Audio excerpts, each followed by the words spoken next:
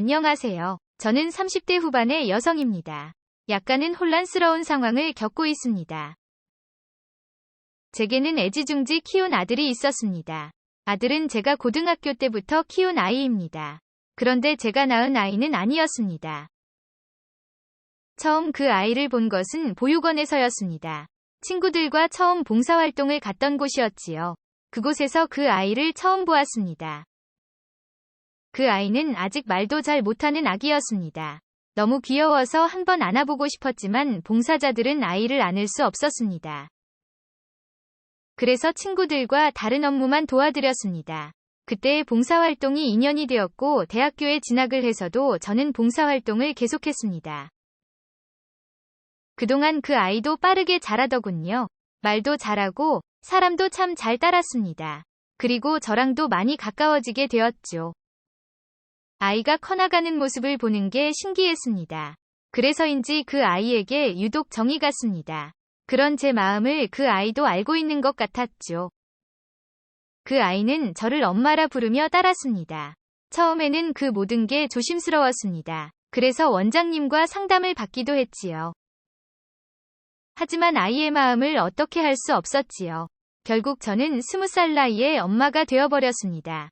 엄마라는 호칭이 부담스러웠지만 나쁘지는 않았습니다.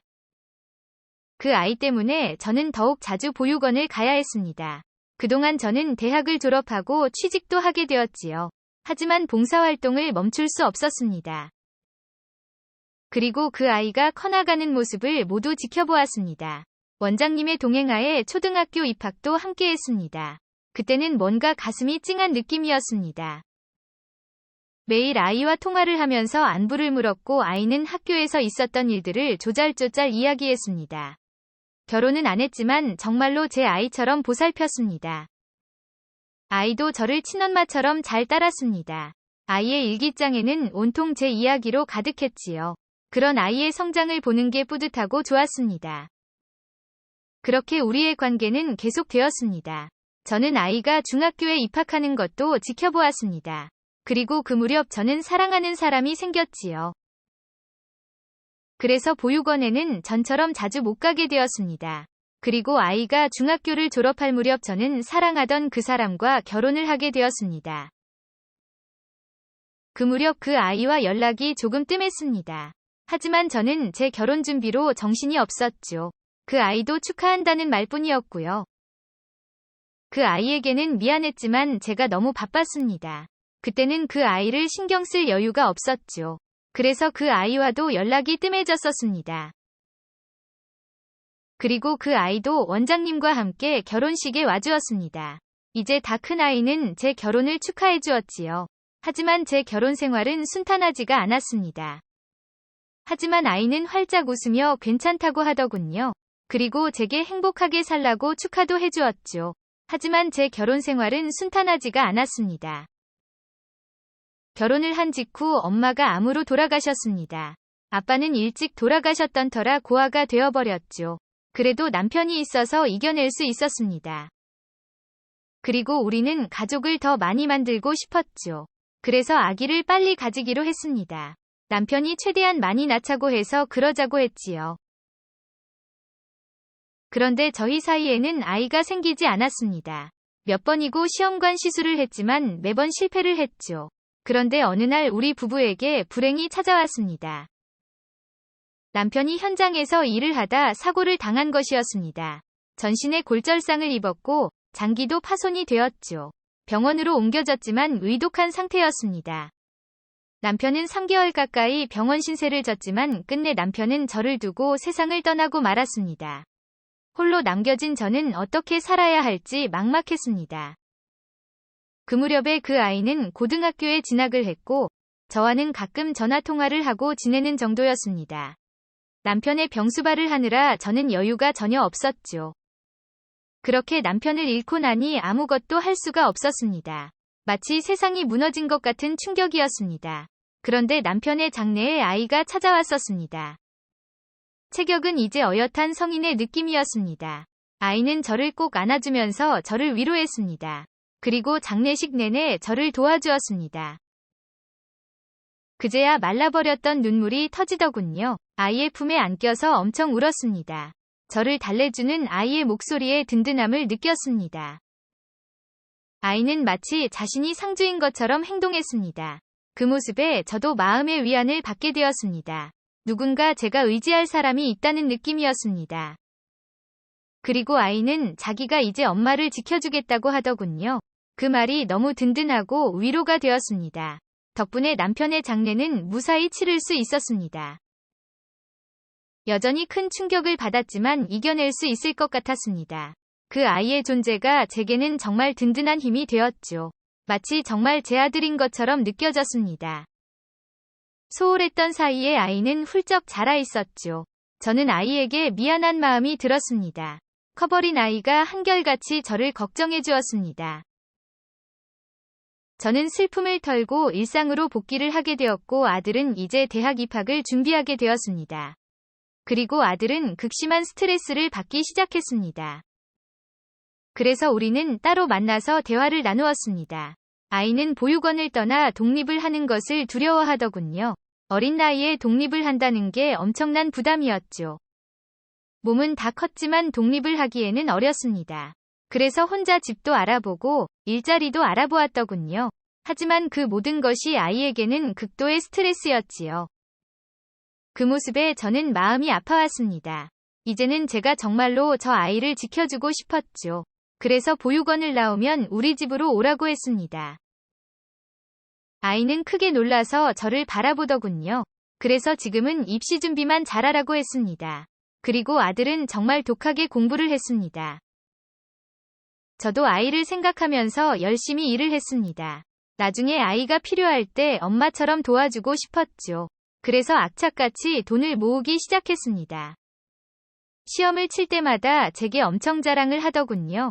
저도 아이의 성적표를 보는 게 무척 즐거웠습니다. 그리고 아들은 목표로 했던 대학에 입학을 했습니다. 하지만 아이는 제 집으로 오지 않았습니다. 스스로의 힘으로 살아보고 싶다고 하더군요. 돌아갈 집이 있다는 것만으로도 의지가 된다고 했죠. 아이는 그대로 보육원을 떠나게 되었습니다. 그리고 그대로 대학교 기숙사에 입학을 했습니다. 하지만 방학이면 제가 있는 집으로 왔습니다. 아들과 함께 있으니 정말 든든했습니다. 아들은 버스 정류장에 마중을 나와주기도 했습니다. 그 모습에 하루의 피로가 다 날아가는 기분이었죠. 아들을 도와주고 싶었는데 오히려 제가 더 많은 도움을 받기 시작했습니다. 그래서 항상 고맙고 미안했습니다. 퇴근을 하는 게 너무 즐거웠고 아들과 함께 밥을 먹고 대화를 나누었습니다. 남편이 떠난 뒤 처음으로 사람 사는 것 같았죠. 아들이 다시 학교 기숙사로 돌아갔을 때 사실 혼자 엄청 많이 울었습니다. 불 꺼진 집에 혼자 들어오는 게 무섭기도 했죠. 그럴 때면 어김없이 아들에게 전화가 왔습니다. 마치 제 기분을 모두 아는 것처럼 저를 달래더군요. 그렇게 아들과 통화를 하다가 잠이 들기도 했습니다. 그런데 어느 날 저녁에 전화가 한 통 걸려왔습니다. 전화를 건 사람은 경찰이었습니다. 아들이 병원에 입원을 했다는 소식이었습니다. 저는 깜짝 놀라 곧바로 병원으로 달려갔습니다. 죽은 남편의 모습이 떠올라 손발이 떨려왔습니다. 머릿속에 온갖 나쁜 생각이 다 떠올랐습니다. 아들이 잘못될까봐 너무 두려웠지요. 떨리는 마음으로 병원으로 들어갔습니다. 병원에서 보니 아들은 팔에 붕대를 감고 잠들어 있었습니다. 병원에 물어보니 팔뼈에 금이 갔다고 하더군요. 아르바이트를 하다가 사고를 당한 것 같았습니다. 지금은 진통제 주사를 맞고 잠든 것 같았습니다. 잠든 아이의 모습에 눈물이 쏟아졌습니다. 병실에서 미친 여자처럼 오열하며 울었던 것 같습니다. 하나뿐인 가족을 잃는 상상에 두렵기도 했습니다. 그리고 병원에서는 보호자를 찾더군요. 수술이 필요해서 보호자 동의를 받으려 하더군요. 하지만 너무 당황스러운 일이 있었습니다. 법적으로 저는 아이의 보호자가 아니었습니다. 그래서 동의서 작성을 할 자격도 안 되었죠. 순간 너무 당황스러웠습니다. 저는 아이를 위해서 해줄 수 있는 게 없었습니다. 우리의 관계를 다시 한번 깨닫고는 마음이 너무 아팠습니다. 저는 아이에게 그저 남일 뿐이었던 것이죠. 결국 아이가 깨어난 뒤에 스스로 의사로 수술을 받았습니다. 수술을 마치고 저는 아들을 데리고 집으로 왔습니다. 아이를 집에서 보살폈지만 마음이 계속 무거웠습니다. 아이에게 무슨 일이 생겨도 저는 보호자가 아니었던 것이죠. 아들은 저랑 함께 있는 걸 좋아하면서도 눈치를 보더군요. 제 기분이 좋지 않은 걸 아들도 알고 있었죠. 그러다 아들과 대화를 나누게 되었습니다. 결국 저는 제가 가지고 있던 고민을 털어놓았습니다. 아들에게 문제가 생겨도 할 수 있는 게 없어서 슬프다 했죠. 하지만 그건 아들도 마찬가지였습니다. 제게 문제가 생겨도 아들이 법적 보호자가 될 수 없었죠. 괜히 말을 꺼냈다가 서로 눈물만 흘리게 되었죠. 그리고 아들이 저를 꼭 안아주었습니다. 아들은 누가 뭐래도 제 아들이라고 하더군요. 그리고 엄마를 평생 보살필 거라고 말해주었습니다. 저는 그런 아들의 마음이 너무 고마웠습니다. 하지만 아들의 눈에서도 슬픈 기색이 역력했습니다. 아무리 그래도 우리는 법적으로 남남이었죠.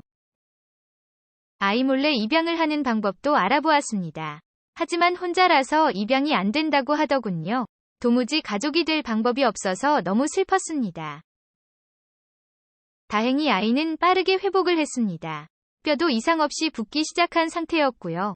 저는 아들의 아르바이트를 못하게 했습니다. 하지만 아들은 생활비라도 벌어야 하는 입장이었죠. 그래서 아들을 기숙사에서 나오게 했습니다. 그리고 제 집에서 함께 지냈자고 했지요. 아들은 제게 신세질 수 없다고 했습니다. 제게 미안해서 자기 힘으로 살고 싶다고 하더군요. 그래서 저를 위해서 함께 있어달라고 했습니다. 혼자 지내는 게 너무 외롭고 무섭다고 했습니다. 그제야 아들의 마음도 움직였습니다. 아들은 제 말대로 하기로 했습니다. 하지만 아들은 아르바이트를 그만두지 않았습니다. 그저 조금 덜 위험한 아르바이트로 바꾸었을 뿐이었죠.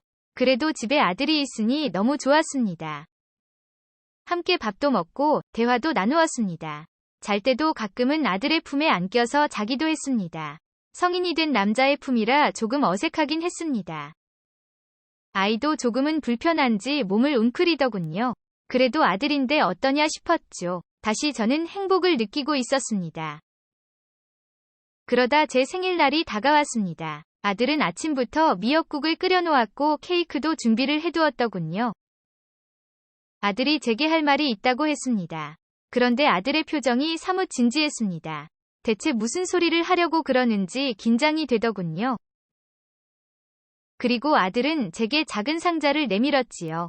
그 속에는 2개의 반지가 들어 있었습니다. 저는 그게 뭔지 알 수 없었습니다.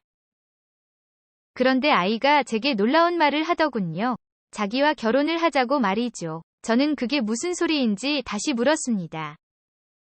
자기가 제 보호자가 되고 싶다고 했습니다. 그런데 아무리 생각해도 방법이 없었다고 했죠. 그래서 결혼을 하면 법적 보호자가 될 수 있다더군요. 아이도 저와 가족이 되려고 많이 알아봤더군요. 저는 결국 포기했지만 아이는 아이였습니다. 아이는 쉬운 방법이 있다는 사실을 알고 있었습니다. 아무리 그래도 이건 좀 당황스러웠습니다. 하지만 아이는 또 다른 이야기를 하더군요. 사실 예전부터 여자로서 저를 사랑했다고 했습니다. 항상 저만 바라보며 살았다고 했습니다. 가족이 될 방법을 찾아보면서 확신을 했다더군요. 엄마가 아닌 아내로 저와 함께하고 싶다고 말이죠. 받아주지 않는다면 독립을 할 것이라고 하더군요. 그 결심이 가벼운 마음은 아닌 것 같았습니다. 이미 이전과 같은 관계로 돌아가기는 힘들었습니다. 저는 너무 당황스러워 어찌할지 갈피를 못 잡았습니다. 받아들이는 것도 이상했지만 거절도 못했습니다. 그렇게 망설이고 있으니 아이가 먼저 용기를 내더군요. 아이는 조용히 저를 자기 품으로 안아주었습니다. 그리고 저는 끝내 아이를 밀어내지 않았습니다. 아이는 그대로 제게 입술을 맞추었습니다. 그 시도가 어떤 의미인지 알 수 있었습니다. 당황스러웠지만 피하고 싶지가 않았습니다. 제게는 이 아이가 필요했으니까요. 그래서 끝내 거절을 하지 못했습니다. 당황스러운데도 가슴이 떨려오기 시작했습니다. 결국 저는 엄마가 아닌 여자로서 그를 받아들였습니다. 싫지는 않았지만 너무 혼란스러웠습니다. 아들처럼 키웠던 아이가 남자가 되어 저를 안고 있었죠. 너무 비현실적인 상황이라 받아들이기 쉽지 않았습니다. 하지만 우리에게는 가족이 필요했고 아이는 저와 진짜 가족이 되고 싶어 했습니다. 그래서 저도 점점 그를 온전히 받아들이게 되었죠. 우리끼리 반지를 주고받고 미래를 약속했고 그는 곧바로 혼인신고를 하기도 했습니다. 그는 빨리 아기를 만들고 싶어 하고 있습니다. 그의 품에 안겨 있으면 행복합니다. 하지만 이래도 되는지 여전히 혼란스럽습니다. 저는 분명 그가 좋습니다. 하지만 아들로서 좋아하는지 아니면 남자로서 좋아하게 된 것인지 지금도 확신이 서지 않습니다. 물론 저는 그와 평생 함께 싶습니다. 하지만 이렇게 남자로서 그를 받아들이고 살아도 될지 여전히 두려운 마음이 듭니다. 하지만 그와 평생 함께하고 싶습니다. 조심스럽지만 그의 아내가 되고자 합니다. 그와 함께 행복하고 싶습니다. 영상 시청 감사합니다.